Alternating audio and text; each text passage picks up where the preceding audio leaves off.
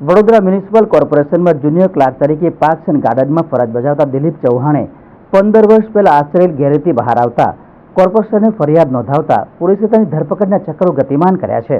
Vadodara municipal કોર્પોરેશનમાં વર્ષોથી parks and garden વિભાગમાં પૂર્વ જુનિયર ક્લાર્ક તરીકે ફરજ બજાવતા દિલીપ ચૌહાણે પોતાના કાર્યકાળમાં ગેરરીતિ આચરી હોવાનું કૌભાંડ બહાર આવ્યું હતું. આશ્ચર્યની વાત તો એ છે કે કોર્પોરેશન અધિકારીઓ આટલા પ્રબુદ્ધ હોવા છતાં તેમના નાક નીચે 1.30 કરોડ ઉપરાંતની ગેરરીતિ કરવા સફળતા મેળવી હતી. 15 વર્ષ પૂર્વે આજવા ગાર્ડનમાં પાર્કિંગના ઇજારો તેમજ પ્રવેશ ફીમાં ડુપ્લિકેટ પાવતીઓ બનાવી તેનો ખરામાં ઉપયોગ કર્યો હતો.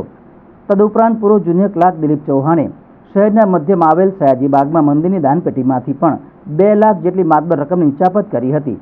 ત્યારે અંતે અધિકારીઓ બદલાતા 15 વર્ષ બાદ દિલીપ ચૌહાણનો પાપનો ઘડો ફૂટ્યો હતો અને અંતે વિજિલન્સ તપાસના રિપોર્ટ બાદ કોર્પોરેશન અધિકારીઓએ પોલીસ ફરિયાદ નોંધાવી હતી.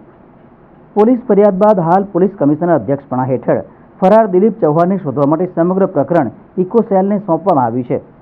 ત્યારે ગેરરીતિ અને ઉચાપતના કિસ્સામાં દિલીપ ચૌહાણ સાથે કોણ કોણ સામેલ હતું તે તો આવનાર સમયમાં દિલીપ ચૌહાણની ધરપકડ બાદ જ બહાર આવશે તે ચોક્કસ વાત છે.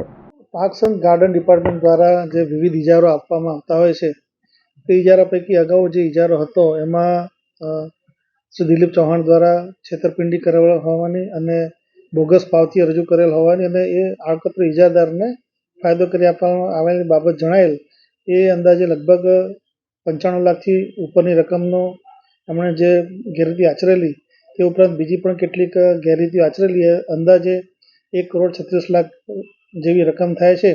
એ અનુસંધાને એમની સામે પોલીસ ફરિયાદ દાખલ કરવા માટે આદેશ કરવામાં આવેલા છે.